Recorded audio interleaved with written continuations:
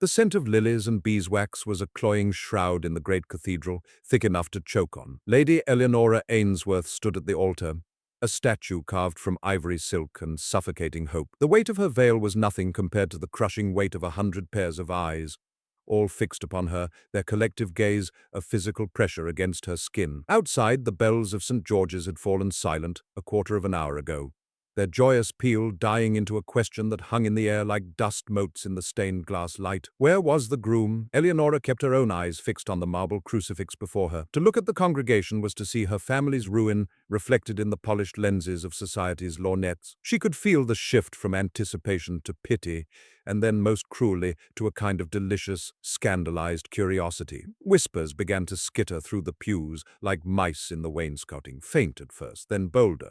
A rustle of silk here, a cough there. Each sound was an indictment.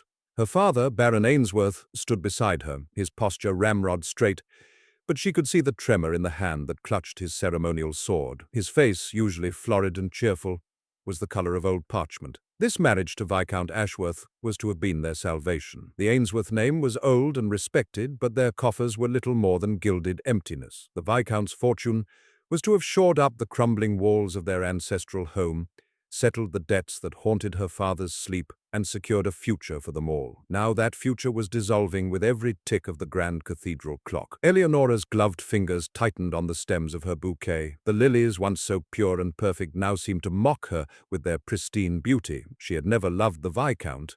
Their courtship had been a carefully orchestrated affair of polite calls, chaperoned walks, and conversations as bland as unsalted butter. He was handsome, charming, and possessed of a fortune that made his lack of any deeper substance entirely forgivable in the eyes of the ton. Eleonora had accepted her fate with the quiet dignity expected of her. She would be a good wife. She would run his household with grace and efficiency. In time, perhaps a kind of gentle affection might grow. She had asked for nothing more. She had not, however, prepared for this public, soul-flaying humiliation. A verger, his face a mask of apologetic misery, scurried up the aisle and whispered something to her father. The Baron's shoulders slumped, the last of his proud defiance draining away. He turned to Eleonora, his eyes swimming with a sorrow so profound it threatened to break her composure. "He is not coming," he murmured, his voice a dry rasp. "A note! He has sailed for the continent." With the shipping heiress, Miss Albright, the words were quiet, meant for her alone, but in the cathedral's unnerving silence, they seemed to echo from the vaulted ceiling. A collective gasp rippled through the pews. Miss Albright, of course. Her dowry was triple that of Eleonora's, a simple, brutal calculation of commerce. Eleonora felt a strange, cold calm settle over her. The worst had happened. There was nothing left to fear. Her father took her arm. "Come, my dear, let us go." To go now was to confirm the disgrace. To walk back down that aisle, past the rows of staring faces, would be a walk of shame she would never live down. She would be a cautionary tale whispered at balls, a ruined woman, the abandoned bride. Her family's name would be dragged through the mud alongside her own. Still, there was no other choice. She took a steadying breath, preparing to turn, preparing for the ordeal. But then a new sound cut through the murmuring, the solid, measured tread of footsteps on stone. Not the panicked scuffle of the verger, but a sound of immense and indisputable authority. From the deep shadows of a private side pew, a figure emerged. He was tall, dressed in immaculate, severe black that seemed to absorb the light around him. As he moved into the nave, a fresh wave of whispers, sharper and more fearful, followed in his wake. It was him, Alistair de Clare, the Duke of Blackwood, the Iron Duke, a man spoken of in hushed tones, a figure of immense power and wealth who had not been seen in London society for 5 years, not since the tragic death of his young wife. He was a creature of myth and shadow, said to be ruled by a grief so vast it had frozen his heart to stone. His face was all harsh angles and unforgiving planes, his eyes the color of a winter sky. He moved with a chilling, predatory grace that made every other man in the cathedral seem flimsy and insignificant. He did not pause. He did not look at the gawking crowd. His gaze was fixed solely on Eleonora as he walked the length of the aisle, his steps never faltering. He stopped before the altar, his presence so commanding that it seemed to suck the very air from the building. He gave a curt, almost imperceptible nod to her stunned father, then turned his cool grey eyes upon her. "Lady Eleonora," he said, His voice was deep, resonant, and utterly devoid of warmth. It was the sound of iron striking stone. "You find yourself in need of a groom. I find myself in need of a duchess." The sheer audacity of it left her breathless. The crowd was utterly silent now, caught in a state of collective shock. "I am aware of your father's financial circumstances," the Duke continued, his tone brutally practical. "They will be rectified. Your family's honor will be restored. You will have a title and security beyond anything the Viscount could have offered. In return, I require a chatelaine for my home and a mother for my daughter. The arrangement will be one of mutual convenience. I will expect your loyalty and discretion. I will not, however, trouble you with any demands for affection. My heart is not a part of this bargain. It is buried, and the ground is frozen." He stated the terms as if negotiating the purchase of a prize mare.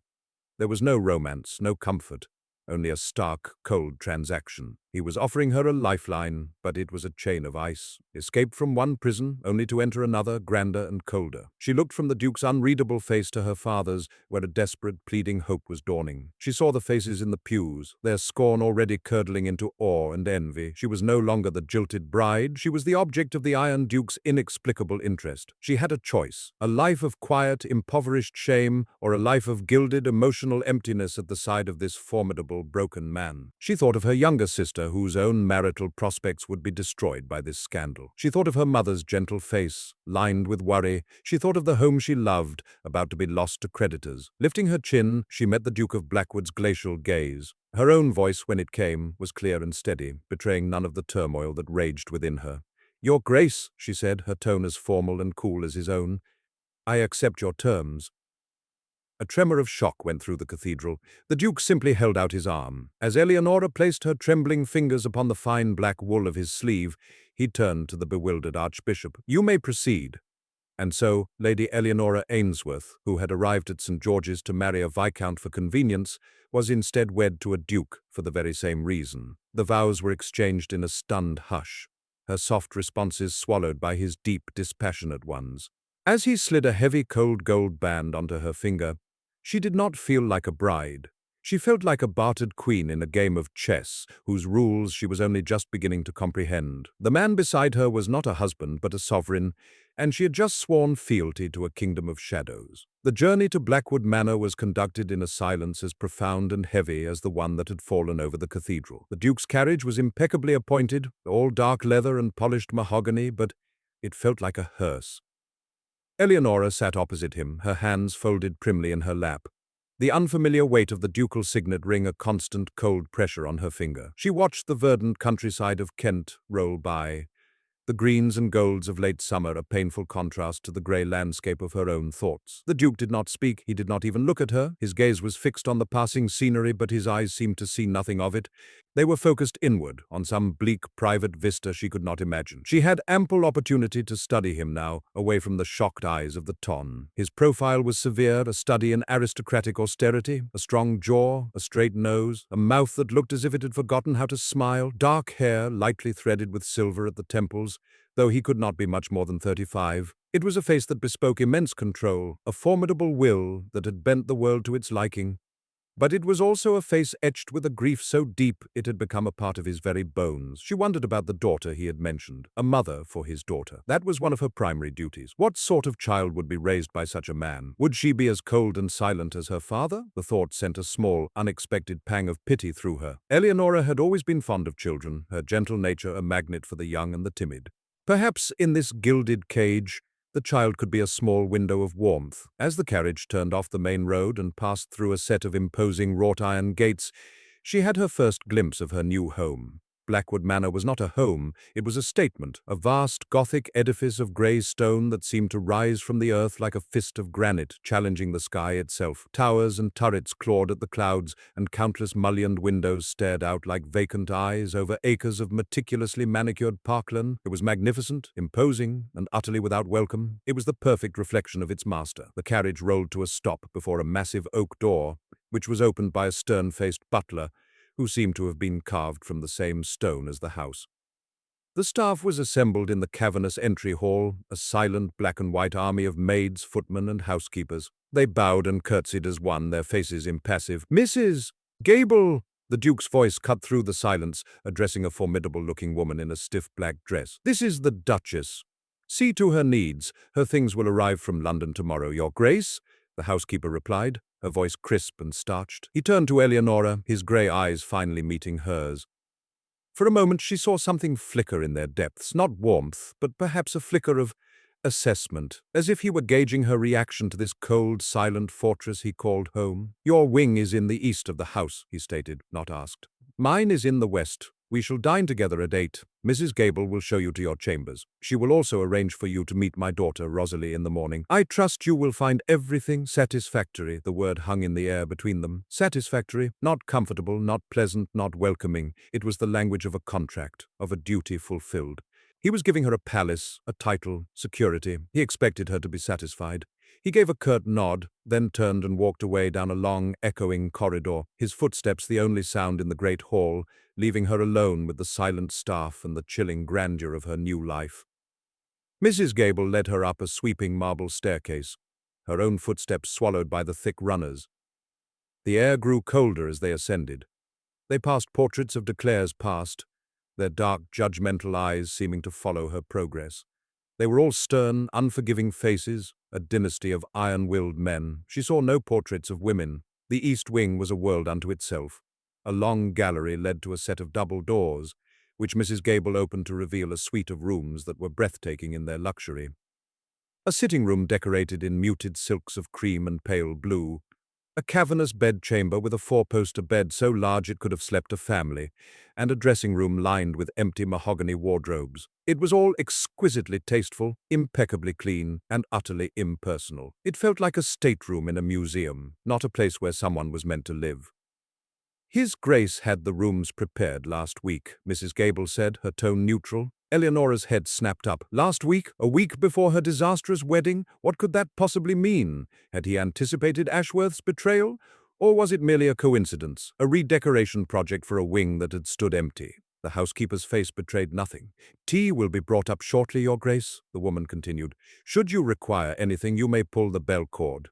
With a final stiff curtsy, she departed, closing the doors softly behind her, leaving Eleonora utterly alone. Eleonora walked to the enormous window and looked out. Her view was of a sprawling, formal garden, its geometric patterns and severe topiary looking rigid and lifeless from this height. Beyond it, a dense, dark wood pressed in on the estate, a wall of ancient trees. The sun was beginning to set, and long, ominous shadows stretched across the lawn like grasping fingers. She sank down onto a silk-upholstered chaise, the fine fabric cool beneath her touch. She was a duchess. Her family was safe. She ought to feel relief, or even triumph. Instead, a profound sense of isolation washed over her. She was the mistress of this vast, silent house, yet she felt like its prisoner. The Duke had been clear. His heart was not part of the bargain. He had built walls of ice around himself, and he had just locked her inside them with him. She pressed a hand to her chest, feeling the slow, steady beat of her own heart. It felt like the only warm thing in this entire cold domain. She had endured public humiliation and entered into a loveless pact with a stranger, all in one day. Now the real test began, enduring the peace, a peace as cold and silent as the grave. The first week at Blackwood Manor passed in a haze of suffocating formality. Eleonora's days were governed by a silent, unyielding routine.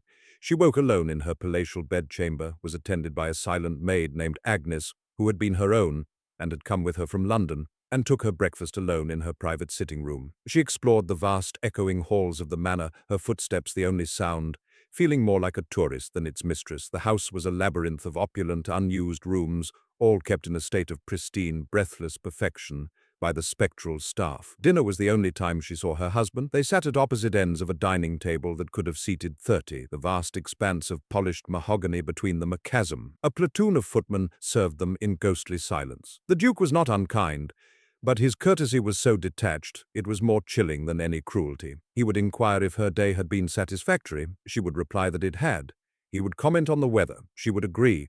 And that would be the extent of their conversation. He ate with a focused intensity, as if dispensing with a necessary but uninteresting task. His grey eyes never truly met hers. They looked at her, through her, past her. She was a piece of the household furnishing he was obligated to acknowledge. On the third day, Mrs. Gable informed her that it was time to meet Lady Rosalie. Eleonora's heart, which had been in a state of numb resignation, gave a small flutter of something akin to hope. The child. Perhaps here she would find a flicker of life, of warmth. She was led to the nursery, a large, airy room in the east wing, not far from her own. It was filled with every imaginable toy a child could desire. A magnificent dollhouse, rocking horses, shelves of brightly bound books.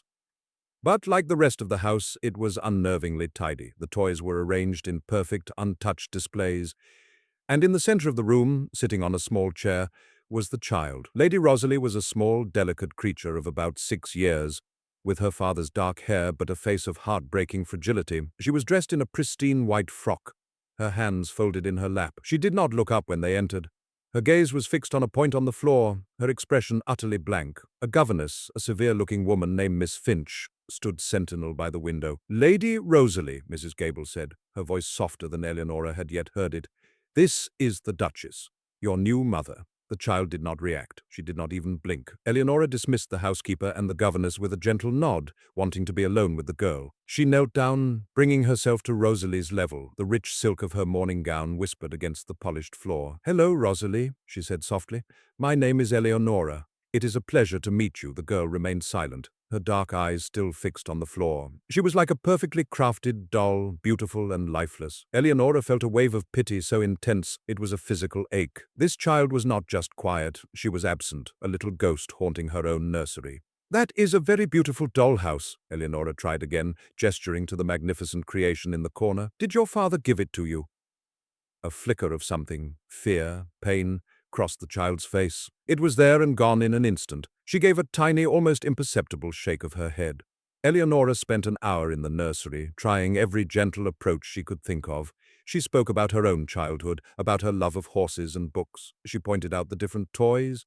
She received nothing in return. Rosalie was a fortress, as silent and impenetrable as her father. When Eleonora finally left, the child had not moved and had not uttered a single sound. The encounters continued daily, with the same result. Eleonora would read stories aloud, her voice soft and even in the silent room. She would sit on the floor and try to play with the dolls, arranging them into little family scenes. Rosalie would simply watch, her expression unreadable, her silence a heavy blanket over the room. Eleonora began to understand that the child's stillness was not willfulness but a profound, learned defense. She had retreated to a place deep inside herself where no one could reach her. The Duke never mentioned his daughter. He never asked about Eleonora's visits to the nursery. He seemed to have handed over the responsibility for the child as he would hand over the household keys, a transfer of duty with no emotional component. Eleonora saw him with Rosalie only once when they passed in a corridor. He had looked at his daughter, his own face a mask of stone, and given her a stiff nod before continuing on his way. He had not touched her. He had not spoken a word to her, and Rosalie had flinched, a tiny bird-like movement, as if his very presence were a physical blow. It was during one of her aimless explorations of the manor's grounds that she found it. Tucked away behind a high stone wall, almost completely obscured by overgrown ivy, was a small iron-wrought gate. It was rusted shut. Her curiosity piqued. She instructed a footman to fetch a groundskeeper to force it open. The man who arrived was old, his face a roadmap of wrinkles, his hands gnarled from a lifetime of toil. His name was Mr. Thorne, the head gardener. He looked at the gate with a troubled expression. "Begging your pardon, Your Grace," he said, his voice a low burr, "but this part of the grounds has been closed for years. On the Duke's orders, I am the Duchess," Eleonora replied, her tone gentle but firm. "I would like it opened." With a reluctant sigh, the old man put his shoulder to the gate and, with a great groan of protesting metal, forced it open. Eleonora stepped through and gasped. Before her lay what must have once been a place of breathtaking beauty. It was a walled garden, about an acre in size, designed in a much wilder, more romantic style than the formal grounds of the manor. Wisteria vines as thick as a man's arm choked the life out of a crumbling pergola. Roses, grown wild and thorny, strangled each other in a desperate battle for sunlight. A stone bird bath was green with moss, and the paths were so overgrown with weeds that they were barely visible. In the center, a stone bench sat half swallowed by ivy, looking like a forgotten tombstone. It was a place of profound neglect and sorrow, but beneath the decay, Eleonora could see the bones of what it had been. She could imagine the scent of the roses, the gentle hum of bees, the sound of water trickling from the fountain. It was a secret, forgotten heart in the midst of the cold, formal estate. "What was this place?" she asked the gardener, her voice soft. Mr. Thorne removed his hat, twisting it in his hands. "This was her ladyship's garden, Your Grace. The first Duchess, Isabella. This was her world, right here. She designed it herself, spent every day in it." He paused, his gaze distant. After she passed, His Grace ordered it locked. No one's been permitted inside since. 5 years, it's been." Eleonora looked at the tangled chaos, the beauty being slowly suffocated by neglect. A garden left to die. It felt like a symbol for the entire house, for the man who ruled it, and for the silent child in the nursery, a place of love and life, abandoned to grief. An idea, a purpose, began to form in her mind. It was a quiet, unassuming thought, but it felt like the first ray of light she had seen since arriving at Blackwood. The next morning she sought out Mr. Thorne. She found him in one of the vast greenhouses, tending to a collection of orchids with a gentle, practiced touch. "Mr. Thorne," she began, "I have a project in mind. I wish to restore the walled garden." The old man looked up, his expression a mixture of surprise and alarm. "But, Your Grace, the Duke's orders—" "The Duke gave his orders 5 years ago," Eleonora said calmly. "I am giving new ones today. I will take full responsibility. I will not ask you to neglect your other duties, but I will require your guidance, and perhaps the assistance of one of your younger lads. I intend to do much of the work myself." The gardener stared at her, truly seeing her for the first time. He saw not just the title but the quiet determination in her eyes. He saw the compassion that drove her. After a long moment, a slow, hesitant smile touched his lips. "It would be an honor, Your Grace," he said. "A great honor." And so her new life began. Every morning, after her silent visit with Rosalie, Eleonora would change out of her fine silk gowns and into a simple, practical dress of sturdy cotton. She would tie her hair back, pull on a pair of thick gloves, and make her way to the secret garden. The work was hard, physical, and deeply satisfying. She started with the weeds, clearing the stone paths inch by painstaking inch. The sun warmed her back, and the scent of damp earth filled her senses. It was a relief to feel the ache in her muscles, to see tangible progress at the end of each day. It was real, this work. It was honest, unlike the stilted dinners and empty formalities that defined the rest of her existence. She learned the names of the plants from Mr. Thorne. He taught her how to prune the roses, how to tell a weed from a dormant perennial, how to coax life back into the compacted soil. In the shared, quiet work, a gentle friendship bloomed between the young Duchess and the old gardener. He spoke of the first Duchess, Isabella, with a fond, sad reverence. He told Eleonora how Isabella had loved the white roses most of all, how she had planted the wisteria herself the year she was married. He spoke of her laughter, which he said was like the sound of wind chimes. One afternoon, while clearing the thick ivy from the stone bench in the center of the garden, her fingers brushed against something hard and metallic, tangled in the roots. She worked it free carefully. It was a locket, silver and tarnished with age. It was a simple, elegant oval, attached to a broken chain. With some effort, she managed to pry it open. Inside, on one side, was a miniature portrait of a woman with a haunting, ethereal beauty. Dark, soulful eyes, a gentle smile, and hair the color of midnight. It had to be Isabella. On the other side, under a small pane of glass, was a tiny, exquisitely preserved white rosebud. Beneath it, an inscription had been carefully engraved. Eleonora had to rub the tarnish away with the hem of her sleeve to read it. "My only light in the..." The rest of the phrase had been deliberately, violently scratched out, the metal gouged and ruined. In the what, she wondered? In the darkness? In the night? Why would someone deface such a loving sentiment? She closed the locket, the cool metal a strange weight in her palm. It felt like a clue, a piece of a puzzle she didn't understand, a secret hidden within the larger secret of the garden. She slipped it into the pocket of her dress, feeling like a keeper of a trust she hadn't asked for.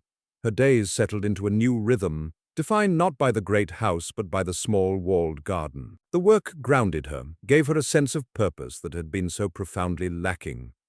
She found a strange peace in the physical exertion, in the slow, steady process of bringing order to chaos, of coaxing life from neglect. She continued her daily visits to the nursery, though they remained one-sided. She would tell Rosalie about her day in the garden, describing the flowers she had uncovered, the birds she had seen. She spoke of the tangled roses and the stubborn ivy, as if they were characters in a story. She expected no response and received none. But she refused to be discouraged. She was planting seeds, she told herself, both in the soil of the garden and in the heart of this lost little girl. She had to believe that with patience and care something would eventually grow. One afternoon, as she was carefully transplanting a patch of lavender she'd salvaged, she had the distinct feeling of being watched. She looked up towards the house and saw a small face in the nursery window, partially hidden by the curtain. It was Rosalie. The child was standing perfectly still, watching her. When their eyes met, Rosalie quickly ducked back. But Eleonora's heart gave a hopeful leap. The child was noticing. She was looking out beyond the four walls of her silent room. The next day it happened again, and the day after that, Rosalie became a silent observer of the garden's slow transformation. Eleonora would pretend not to notice, but she was acutely aware of the small, watchful presence. She began to narrate her actions more clearly, speaking to Mr. Thorne or even to the plants themselves, hoping her voice would carry up to the window. Then, one bright sunny morning, something shifted. Eleonora was on her knees, humming a simple lullaby her own mother used to sing, as she gently cleared the weeds from around a struggling peony bush. A small sound from the garden gate made her look up. Rosalie was standing there, just inside the entrance, her small hands clutching the folds of her dress. Her governess, Miss Finch, hovered anxiously behind her. Eleonora's breath caught in her throat. She stayed perfectly still, afraid any sudden movement might frighten the child away. Rosalie took a hesitant step forward, then another, her wide, dark eyes fixed on Eleonora. She walked slowly, carefully, as if testing the ground, until she was only a few feet away. She stood there for a long moment, silent. Then, in a voice so small and unused it was like the rustle of dry leaves, she spoke. "What is that song?" The words were so unexpected, so miraculous that Eleonora almost wept. It was the first time the child had spoken to her, the first voluntary sound she had heard her make. She forced herself to remain calm, to keep her voice even and gentle. "It's a lullaby," she answered softly, "about a little boat sailing home to the shore. My mother used to sing it to me." Rosalie considered this, her expression serious. Her gaze dropped to the peony bush in Eleonora's hands. "Is it sleeping?" she asked. Eleonora smiled, a true, radiant smile. "In a way. It's been sleeping under all these weeds for a very long time. I'm helping it to wake up." Rosalie reached out a tentative finger and gently touched one of the new tender green shoots. It was a gesture of such profound, hesitant curiosity that it filled Eleonora with a warmth that spread through her entire being. From that day on, Rosalie became a fixture in the garden. At first she would only watch from the stone bench. Then she began to follow Eleonora, a silent little shadow. Eleonora bought her a small set of child-sized gardening tools and a pair of gloves. She showed Rosalie how to water the seedlings, how to pick off dead leaves. The child was a meticulous and careful helper. In the shared quiet work, a fragile bond began to form between them. Rosalie still rarely spoke, but her silence was different now. It was a comfortable, companionable silence, not the empty, absent silence of the nursery. She would point to a flower, and Eleonora would tell her its name. She would help pat the soil around a newly planted shrub. And sometimes, very rarely, she would smile, a small, fleeting upturn of her lips that was more precious to Eleonora than any jewel. Unbeknownst to them, their quiet progress was being observed. Alistair de Clare stood in the deep shadows of his library window, which overlooked the walled garden. He had discovered Eleonora's project by accident several weeks ago, his eyes drawn by the unexpected activity in a place he had not set foot in for 5 years. His first reaction had been a surge of cold, sharp anger. It was a desecration, a violation of a place he had sealed off like a tomb. He had been on the verge of storming out there and putting a stop to it, but he had hesitated. Something had held him back. He had watched her, this woman who was his wife in name only, as she knelt in the dirt, her face smudged with soil, her brow furrowed in concentration. There was a quiet determination about her, a resilience that he had not expected. She wasn't trying to erase the garden's past. She seemed to be listening to it, respecting its bones while gently coaxing it back to life. Then he had seen Rosalie. He had seen his daughter, who had not truly smiled or spoken a full sentence since her mother's death, venture into that forbidden place. He had watched, his heart a tight, painful knot in his chest, as Eleonora had knelt and spoken to her. He had been too far away to hear the words, but he had seen the gentleness in his wife's posture, the lack of pressure, the patient waiting. And he had seen Rosalie respond. He had seen her touch the flower. He began to watch them every day. It was a secret, painful ritual. The library became his hiding place, the window his confessional. He watched as his daughter slowly, tentatively, began to emerge from the shell she had built around herself. He saw her take Eleonora's hand to examine a ladybug. He saw her laugh, a real, albeit quiet laugh, when a watering can splashed her shoes. Each small interaction was a dagger in his heart, twisting with a complex agony of relief, gratitude, and a profound, soul-deep guilt. This gentle, patient woman was succeeding where he had so utterly failed. He had been unable to even look at his daughter without seeing the ghost of her mother, without being consumed by a grief and a rage so profound it threatened to shatter his iron control. He had thought that by providing for her, by ensuring she was cared for by governesses and maids, he was doing his duty. He had thought his distance was a form of protection, shielding her from the darkness within him. Now, watching Eleonora, he saw the truth. His distance had been a poison. He had abandoned his daughter in her grief just as surely as he had abandoned the garden. One evening, Eleonora was returning from the garden, tired and content, her hands aching and her mind at peace. As she passed the library, the door was slightly ajar. She caught a glimpse of the Duke standing by the window, staring out at the garden she had just left, his posture rigid, his hands clenched into fists at his sides. The dying light of the sunset cast his face in stark relief, and on it she saw an expression of such raw, unguarded anguish that she stopped dead. It was a look of profound loss and a terrible, lonely pain. In that moment, he was not the cold, formidable Iron Duke. He was just a man, drowning in a sea of sorrow. The mask had slipped, and the glimpse of the man beneath was devastating. She backed away silently, her heart aching with a sudden, sharp compassion for this man she barely knew. Later that night at dinner, the usual silence reigned. But tonight it felt different to Eleonora. It was no longer just an absence of words, but a space filled with unspoken things. She looked at her husband, at the hard lines of his face, and saw not just coldness, but a carefully constructed fortress. As the footman cleared the main course, the Duke spoke, his voice startling in the quiet. "The garden," he said, not looking at her. "It is improved." Eleonora's heart skipped a beat. She kept her own voice carefully neutral. There was good structure beneath the neglect. It simply needed tending. He finally raised his eyes to meet hers. The look in them was complex, a mixture of something that might have been gratitude, grudging respect, and that same deep, relentless pain. "You have a gentle hand with lost things, it would seem," he said, his voice low. It was not a compliment, not exactly. It was a statement of fact, an observation made with his characteristic detachment. But it was the most personal thing he had ever said to her. It was an acknowledgement, a sign that he saw her, not just as the Duchess, but as a person. It was the first tentative crack in the wall of ice between them, a glimmer of something fragile and unexpected in the frozen landscape of her marriage. And for the first time since her wedding day, Eleonora felt a flicker, not of hope, but of possibility. The fragile truce established by the Duke's quiet acknowledgement of the garden held for several weeks. A subtle shift occurred in the atmosphere of Blackwood Manor. The silence between them at dinner was no longer quite so oppressive.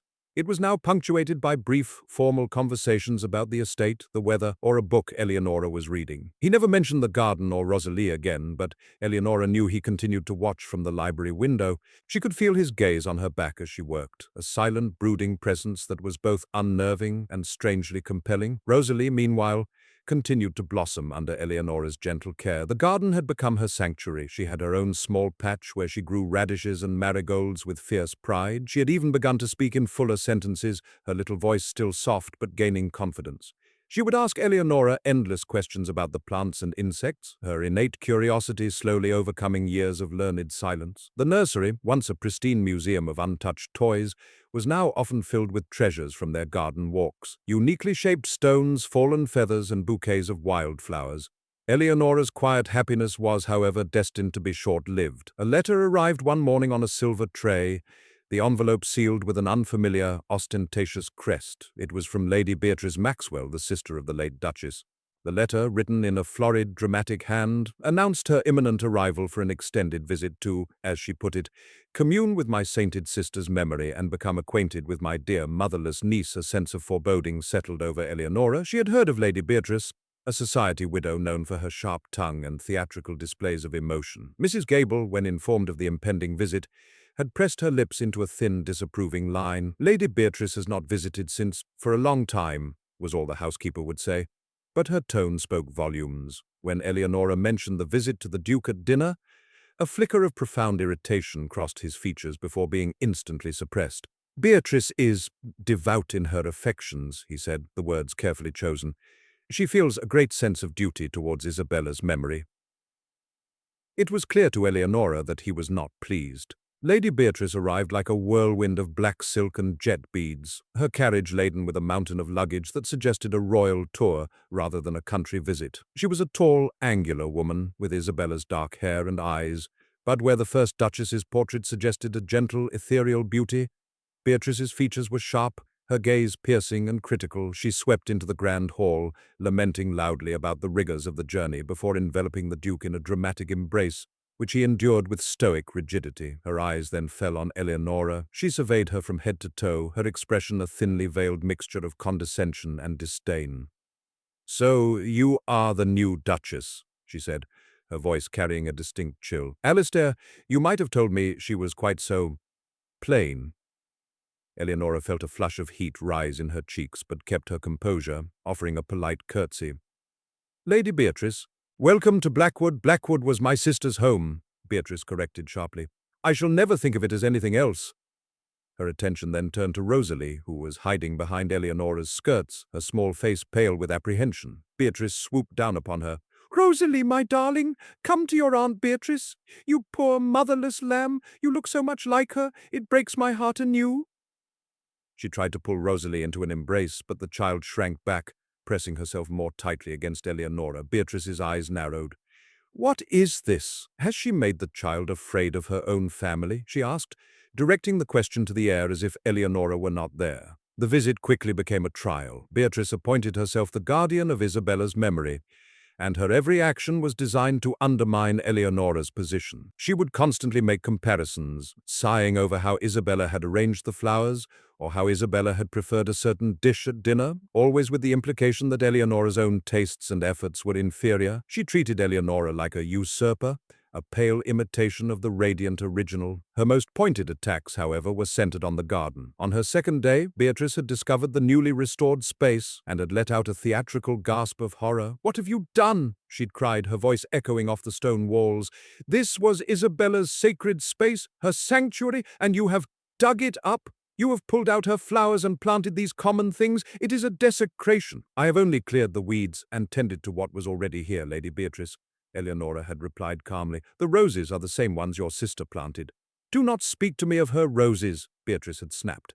"You are not fit to speak her name." She made it her mission to turn Rosalie against Eleonora. She would fill the child's head with stories of her angel mother, painting Isabella as a saint of impossible perfection. She brought out portraits and trinkets, constantly reminding the girl of the mother she had lost, creating an atmosphere thick with maudlin sentimentality. Rosalie grew quiet and withdrawn again, the fragile confidence she had built in the garden beginning to erode under the constant emotional assault. She would cling to Eleonora's hand, her eyes filled with a confused anxiety. The Duke, for his part, retreated even further into himself. He was polite but distant with his sister-in-law, enduring her presence with a weary resignation that bordered on apathy. He seemed unwilling to intervene, leaving Eleonora to weather the storm on her own. A part of her felt a bitter resentment.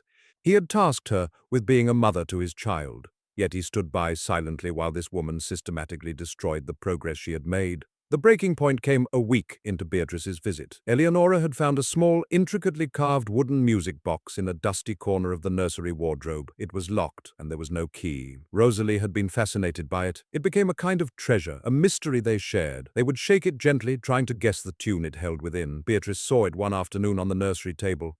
"Oh, my heavens!" she'd exclaimed, picking it up. "Isabella's music box.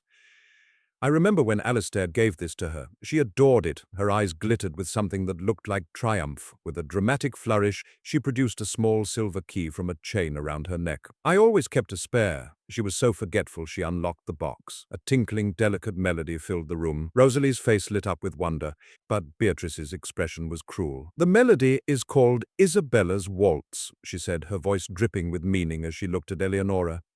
"Alistair commissioned it for her, a testament to a love that can never be replaced." She placed the box on the edge of a high shelf, well out of Rosalie's reach. "We must keep it safe. It is far too precious for little hands." Later that evening, after Rosalie was in bed, Eleonora was in her sitting room when she heard a cry of distress from the nursery, followed by a sharp, splintering crash. She rushed down the hall to find Rosalie sobbing on the floor, beside the shattered remains of the music box. Beatrice stood over her, her face a mask of cold fury. "You foolish, clumsy child," Beatrice hissed. "Look what you've done. You've broken your mother's beautiful music box. You have ruined it." Rosalie was inconsolable, her small body shaking with grief and fear. "I just wanted to hear the music," she wept. "I just wanted to hear it." "You are a careless, wicked girl," Beatrice continued, her voice rising. "You are nothing like your sainted mother. She was grace and beauty, and you are just a clumsy oaf." At that moment, the Duke appeared in the doorway, drawn by the commotion. He took in the scene at a glance, his sister-in-law towering over his weeping daughter, and Eleonora kneeling on the floor, trying to comfort the hysterical child. "What is the meaning of this?" he demanded, his voice low and dangerous. "Alistair!" Beatrice cried, turning to him with a look of theatrical distress. "The child has been dreadfully naughty." She climbed on a chair to get Isabella's music box and smashed it to pieces. "After I explicitly told her not to. She has no respect for her mother's things." But the Duke's gaze was fixed on his daughter, who was now clinging to Eleonora, her face buried in her skirts, sobbing as if her heart would break. He saw not a naughty child, but a terrified, and heartbroken one. And for the first time, he saw Beatrice not as his late wife's grieving sister, but as a venomous, cruel woman who was tormenting his child. He looked at the high shelf. He looked at the chair Rosalie would have had to move. He looked at the genuine, satisfying spite in Beatrice's eyes. And he understood. He walked slowly into the room, his presence making the air crackle. He knelt, not beside Beatrice, but beside Eleonora and Rosalie. He reached out a hand, hesitantly at first, and then with purpose, and placed it on his daughter's trembling back. "It was an accident, Rosalie," he said, his voice rough with an unfamiliar emotion. "It is only a box. It can be mended." He then rose to his full, intimidating height and turned to face Beatrice. His face was a thundercloud, his grey eyes chips of ice. "You will apologize to my daughter," he said, his voice quiet but carrying the force of a command. Beatrice gaped at him. "Apologize? To her. She is the one who destroyed Isabella's property." "You will apologize for terrorizing a child in her own nursery," he repeated, his voice dropping even lower.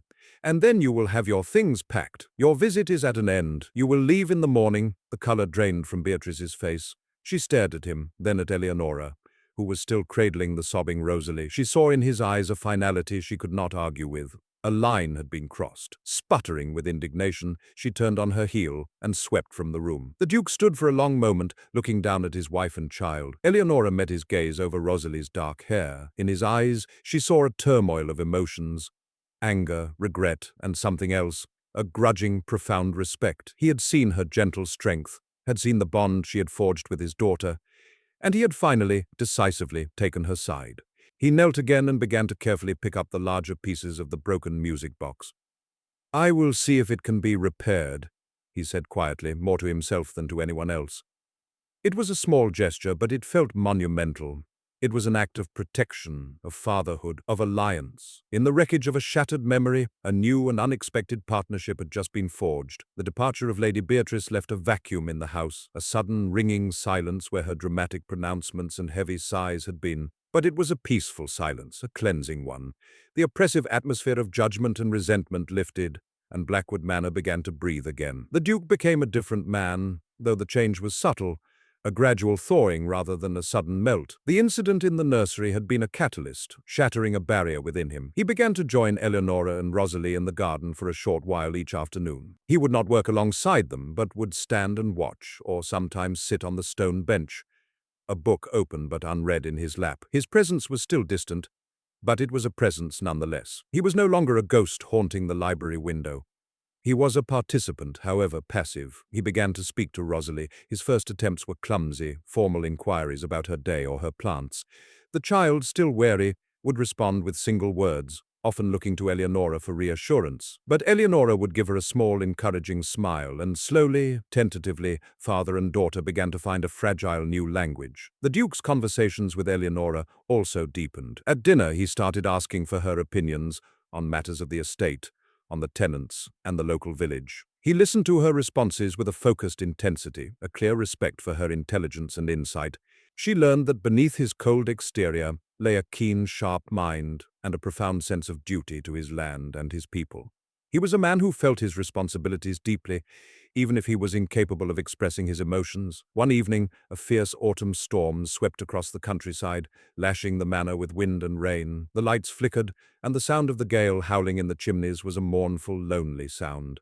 After their silent dinner, Eleonora retreated to the library, seeking the comfort of a fire and a book. She was curled in a large armchair, the firelight casting dancing shadows on the walls, when the Duke entered. He did not seem surprised to find her there. He poured himself a brandy, and instead of retreating to his own chair across the room, he stood by the grand fireplace, one arm resting on the marble mantelpiece. The storm seemed to have unsettled him. His usual iron composure was frayed at the edges. He stared into the flames, his profile stark and grim in the flickering light. "Beatrice believes I was a poor husband to her sister," he said suddenly, his voice low and rough. He had not spoken of Isabella since the day he had laid out the terms of their marriage. Eleonora put her book down, giving him her full attention. She remained silent, sensing that he needed to speak, not to be answered. "Everyone believed our marriage was a perfect match," he continued, his gaze still fixed on the fire. "The celebrated beauty and the powerful Duke. A fairy tale. They wrote poems about her beauty. They called our union a thing of legend." He gave a short, bitter laugh that held no humor. "It was a lie. All of it. He turned from the fire, his grey eyes locking with hers. The anguish she had seen that one time at the window was there again, raw and unguarded. Isabella was not the woman the world saw. She was fragile, like a piece of fine porcelain, beautiful but easily shattered. She was plagued by a melancholy, a sadness so deep I could not find the bottom of it. I tried. God knows I tried. I gave her jewels, gowns, this house, that garden. I thought if I built a beautiful enough cage, the bird would learn to sing. His voice was hoarse with self-recrimination. But I am not a gentle man, Eleonora. I have a coldness in my soul. I did not know how to reach her. My attempts to help felt like commands. My concern felt like pressure. The more I tried to draw her out, the further she retreated into her shadows. He took a drink of his brandy, the glass trembling slightly in his hand. When Rosalie was born, I thought it would save her. Give her a purpose, a joy, and for a time it seemed to. But then the sadness came back worse than before. She would look at the child, her own daughter, with a kind of terror in her eyes, and she began to withdraw from me completely. Eleonora's heart ached for him, for the lost woman he described, for the child caught between them. She could see it all so clearly now. The locked garden, the distance from his daughter, the impenetrable walls he had built around himself. They were not walls of coldness, but walls of guilt. "The day she died," he said, his voice dropping to a near whisper, "we had argued. A foolish, terrible argument. I had lost my patience. I told her she needed to be stronger for Rosalie's sake. I told her she was being selfish. I used my temper like a weapon, trying to break through her apathy." He closed his eyes, a muscle working in his jaw. She said nothing. She just looked at me with those huge, sad eyes. Then she walked out of the house and went to her garden. I let her go. I thought she needed to be alone. I was a fool. The storm raged outside, the wind shrieking like a lost soul. The fire crackled in the grate. The confession hung in the air between them, a terrible, heavy thing. "They found her that evening by the stone bench," he said, his voice deadened by old pain. "She had taken a vial of laudanum, enough to stop her heart. The note she left said only one word: forgive." He finally looked at Eleonora, his eyes hollowed out by grief. I have spent 5 years trying to understand who she was asking forgiveness from. Me? Rosalie? God? Or was she asking for permission? He drained his glass, the sound of it hitting the marble mantelpiece sharp and final. "I locked the garden." I could not bear to look at it, and I could not bear to look at Rosalie, because every time I did, I saw Isabella's eyes, and I saw my own failure, my coldness, my impatience. I drove her to it. I killed her as surely as if I had administered the poison myself. That is the truth of the great love story between the Iron Duke and his beautiful Duchess. He stood there, stripped bare of all his defenses, his guilt a raw, open wound. He expected her to recoil, to look at him with the judgment he had been leveling at himself for 5 years. But Eleonora did not recoil. She rose from her chair and went to him. She did not speak. She did not offer empty words of comfort or absolution. She simply reached out and laid her hand gently on his arm. It was a simple gesture, but in the charged silence of the room, it was everything. It was an act of pure, undiluted compassion. It was acceptance. It was understanding. He flinched at her touch as if burned, but he did not pull away. He looked down at her small hand on his sleeve, and a shudder went through his entire body. The iron control he had maintained for so long finally completely shattered. A single difficult tear traced a path down his stone-like cheek. He did not weep. He did not break down, but in that one tear, Eleonora saw 5 years of unshed grief. He slowly raised his free hand and covered hers, his fingers cold but firm. He held it there for a long moment, his thumb stroking the back of her hand in a gesture of profound, unspoken gratitude. "Thank you," he whispered, his voice thick with emotion. In that moment, in the heart of the storm, with the ghosts of the past swirling around them, the nature of their arrangement was irrevocably changed. He had offered her his truth, his guilt, his brokenness, and she had met it not with judgment, but with grace. It was not a moment of passion, but one of profound, soul-deep intimacy. For the first time, they were not the Duke and his convenient Duchess. They were just Alistair and Eleonora, two lonely people finding a fragile, unexpected shelter in one another. The storm passed, leaving the world washed clean and quiet in its wake. The confession in the library had acted as a similar catharsis within the walls of Blackwood Manor. A great tension had been released, replaced by a fragile, tentative peace. Alistair's guilt, once a toxic secret poisoning the atmosphere of the house, was now a shared sorrow. By giving it voice, he had robbed it of some of its power. He was still a quiet and reserved man, that was his nature, but the harsh, defensive edge was gone. He looked at Eleonora differently now, with an open gratitude and a dawning wonder. He had expected her to be a decorative, dutiful figurehead, a solution to his practical problems. He had not expected her to be a woman of such quiet strength, and profound compassion. He had not expected her to be the one to show him the way out of the prison he had built for himself. Their time in the garden became a daily ritual for all three of them. Alistair no longer sat apart on the bench. He would walk the newly cleared paths with Eleonora, listening as she pointed out the progress they had made. He asked questions about the plants, about her plans for the spring bulbs. In sharing the garden's future, they were tacitly agreeing to share their own. He made a concerted effort with Rosalie, his earlier clumsy attempts replaced by a gentle patience that was clearly modeled on Eleonora's own. He learned to listen, to sit with his daughter in her world, instead of trying to pull her into his. He helped her water her radishes. He read her bedtime stories, his deep voice a comforting rumble in the quiet of the nursery. One evening, as he was tucking her in, Rosalie reached up, and for the first time since she was a toddler, she threw her arms around his neck and hugged him tightly. Eleonora, watching from the doorway, saw Alistair freeze for a moment before his own arms came up to hold his daughter, his eyes squeezed shut against a wave of overwhelming emotion.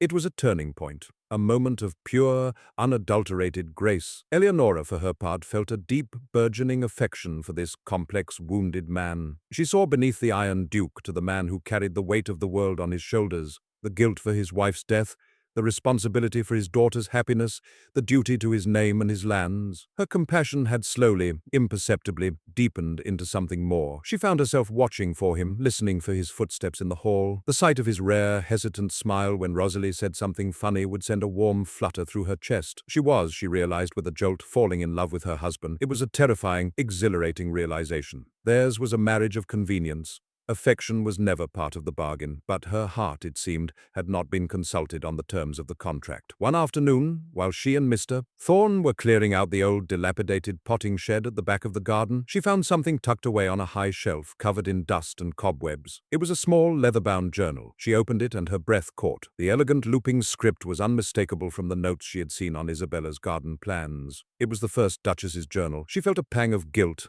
as if she were intruding on something deeply private. But then she thought of Alistair, tormented by his guilt, and of the single word forgive that had haunted him for 5 years. Perhaps the answers he needed were in here. She took the journal back to her rooms, her heart pounding. That evening she sat by the fire, the journal open in her lap. The early entries were filled with the breathless joy of a new bride, of her love for Alistair and her dreams for their life together, for the garden she was creating. But as the months went on, a shadow began to creep into the words. She wrote of a profound and nameless sadness, a grey veil that would descend upon her for days at a time, making it impossible to feel joy. Alistair tries so hard, one entry read. He brings me gifts, he speaks of the future, but he does not understand the veil. He thinks it is something to be fought, to be conquered. He looks at me with such frustration in his eyes, and it only makes me feel more of a failure. How can I explain a grief that has no name? How can I describe a color to a man who is blind? Eleonora's heart broke for them both. She read about Isabella's joy at discovering she was pregnant, her hopes for the child. Then came the entries after Rosalie's birth. They were stark and terrifying. The grey veil had returned, darker and more suffocating than ever. I look at my beautiful daughter, and I feel nothing. Only a terrible, hollow emptiness, and then a wave of pure panic. I should be filled with love, but I am filled with fear. I am a monster. Alistair looks at me, and I see the disappointment in his eyes. He thinks I am rejecting his child, our child. He does not see that I am drowning. Every day it gets harder to breathe. The world is a picture behind a pane of thick, distorted glass. The final entry was dated the day of her death. The handwriting was shaky, tear-blotted. He was angry with me today. He called me selfish. He is right. It is a selfish act to leave my daughter without a mother, to leave the man I love with this terrible sorrow. But the pain is too great. The darkness has finally swallowed all the light. I cannot find my way back. I write this not as an excuse but as a confession. The fault is not his, the fault is in me, a flaw in my soul that cannot be mended. My beautiful, serious Alistair, my sweet Rosalie, this is the only way I can stop the pain. The note will say only one word, so he does not have to carry the burden of my weakness. But the truth is here. Forgive me, my love, for not being strong enough to stay. Eleonora closed the journal, tears streaming down her face. It was not a letter of blame. It was a letter of love, of despair, of exoneration. Alistair had not driven her away. He had not killed her with his coldness. She had been in the grip of a terrible illness, a sickness of the mind that no one in their time had a name for. She knew she had to show him. She found him in the library where their last great confession had taken place. He was staring into the fire, the same haunted look on his face. She came to him and without a word held out the journal. I found this in the potting shed, she said softly. I think you should read the last entry. He took it from her, his expression wary. He opened it to the marked page and began to read. Eleonora watched as a storm of emotions crossed his face. Disbelief, shock, agony, and then finally a profound, shuddering release. The burden of guilt he had carried for 5 long years lifted from his shoulders. He sank into a chair, the journal falling from his hand, and he finally wept. He wept for his lost wife, for the illness he had never understood, for the years he had wasted punishing himself. Eleonora knelt before him and took his hands in hers. She waited until the storm of his grief had subsided into a quiet, sorrowful calm. He looked up at her, his eyes red-rimmed but clear for the first time in years. "All this time," he whispered, his voice raw, "all this time I thought it was my fault." "She loved you," Eleonora said gently. "She was ill, Alistair. It was an illness, not a weakness. And it was not your fault." He looked at her, truly looked at her, his gaze filled with a depth of emotion that stole her breath. He saw the woman who had brought his daughter back to life, who had resurrected his wife's garden, not as a shrine, but as a place of living beauty, and who had now, finally, given him back his own life, freeing him from his prison of guilt. "Eleonora," he said, his voice thick with feeling. He reached out and cupped her face in his hands, his touch gentle, reverent. "You have saved me. You have saved us all." He leaned in and kissed her. It was not a kiss of passion, but of gratitude, of reverence, of a deep and profound connection that transcended the terms of their original bargain. It was a kiss that sealed the end of the old arrangement and marked the beginning of something new. When he pulled back, he rested his forehead against hers. "I was a fool," he whispered. "I offered you a life without affection because I thought I had none left to give. I was wrong. My heart was not buried, Eleonora. It was merely locked away. And you have found the key." He looked into her eyes, and she saw in them a declaration more powerful than any words. This was to be a marriage of convenience, a partnership of duty. But it has become something more. You have become essential to me. Eleonora felt her own heart overflow. "And you to me," she confessed, her voice barely a whisper. He smiled then, a true, genuine smile that transformed his harsh features, making him look years younger. It was like the sun breaking through the clouds. "Then let us start again," he said. "Eleonora, Duchess of Blackwood, my wife, will you do me the honor of allowing me to court you?" In the quiet of the library, surrounded by the ghosts of the past who had finally been laid to rest, Eleonora smiled back at him, her heart full of a joy she had never thought possible. "I would like that very much, Your Grace," she whispered. "I would like that more than anything." The year that followed was one of quiet, joyful discovery. Alistair, freed from the crushing weight of his guilt, became the man he was always meant to be. He was still serious, still possessed of a formidable intellect and a deep sense of duty, but the coldness was gone, replaced by a gentle warmth that was all the more precious for its rarity. He courted Eleonora with a tender, almost boyish sincerity. There were no grand public gestures, but a series of small, intimate moments that meant more than any jewels. He would leave a single perfect white rose from the garden on her pillow in the morning. He would seek her out in the library and read poetry aloud to her, his deep voice giving the words a profound resonance. They took long walks across the estate, their conversations ranging from philosophy to farming, discovering the shape and texture of each other's minds. They rode out together, their horses galloping across the green hills, and Eleonora would hear him laugh, a real, unrestrained sound of pure joy that made her own heart sing. He opened up the west wing. The rooms, once shrouded in dust covers and silence, were aired out and filled with light. He showed her his private study, his collection of maps, his architectural drawings. He shared his passions and his history with her, no longer hiding any part of himself. The locked doors of the house, like the locked doors of his heart, were finally thrown open. Their love was a quiet, deep-rooted thing, like an ancient oak. It had grown slowly, in difficult soil, but its foundations were strong, built on a bedrock of mutual respect, compassion, and a shared understanding of sorrow. Their physical intimacy, when it came, was a natural extension of this deep emotional connection, a tender and reverent affirmation of the love that had bloomed so unexpectedly between them. Blackwood Manor itself was transformed. The oppressive silence was replaced by the sound of Rosalie's laughter echoing in the halls. The staff who had served a master ruled by grief now served a family bound by love, and the change was reflected in their own relaxed and cheerful demeanor. The house was no longer a tomb or a fortress, it was a home. One beautiful afternoon in late spring, A year after Eleonora had first stepped through the rusted gate, the three of them were in the walled garden. It was a riot of color and life. The wisteria draped the pergola in a fragrant curtain of purple. The rose bushes were heavy with blossoms of white, pink, and crimson, and the air hummed with the contented buzz of bees. Rosalie, now a confident and happy 7-year-old, was chasing a butterfly, her dark hair flying behind her. Alistair and Eleonora sat together on the stone bench, the same bench where Isabella had spent her final moments. But today it was not a place of sorrow, it was a place of peace, bathed in warm sunlight. Eleonora leaned her head on Alistair's shoulder, and he wrapped his arm around her, holding her close. "Do you ever think of that day?" she asked softly. "The day in the cathedral?" He was quiet for a moment, watching his daughter. "I think of it as the luckiest day of my life," he said, his voice filled with a quiet conviction. "I went there that day to pay my respects to a business associate's son.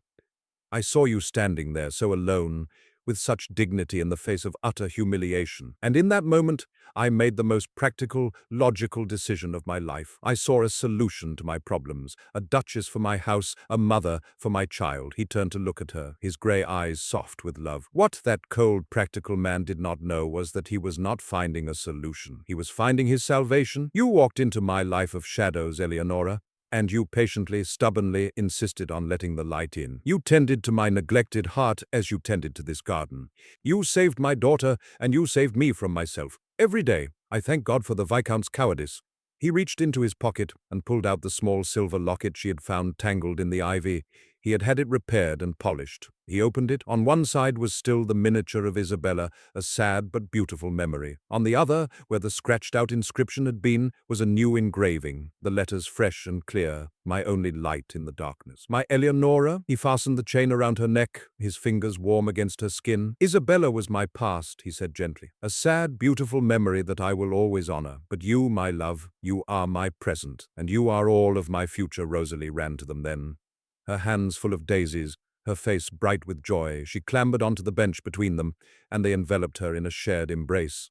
The three of them sat together, a family forged not by convenience or duty, but by a love that had been strong enough to heal the deepest of wounds. The garden bloomed around them, a testament to the fact that even after the longest, coldest winter, spring will always return. Dear listener, the story of Eleonora and the Iron Duke is more than just a tale of unexpected love in a bygone era. It is a profound reminder that the coldest exteriors can hide the most wounded hearts, and that true strength is often found not in grand gestures but in quiet, persistent compassion. Eleonora did not try to storm the fortress of the Duke's grief. She did not demand entry into the locked rooms of his past. Instead, she simply began to cultivate a garden. She brought life to a neglected space, and in doing so created a place where healing could quietly, naturally begin to grow. How often in our own lives do we encounter people who seem distant, cold, or unapproachable?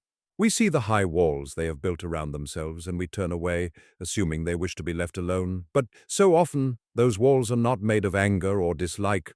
They are constructed from the bricks of old pain, cemented with the mortar of fear and guilt. They are not fortresses meant to keep others out, but prisons meant to keep the chaos locked within. Eleonora's great gift was her patience. She understood that you cannot force a flower to bloom. You can only provide it with light, water, and gentle care, and then trust in the process of its own unfolding. She did this for the garden, for the silent, withdrawn child, and ultimately for the broken man she married. She offered her presence without demand, her kindness without expectation of reward.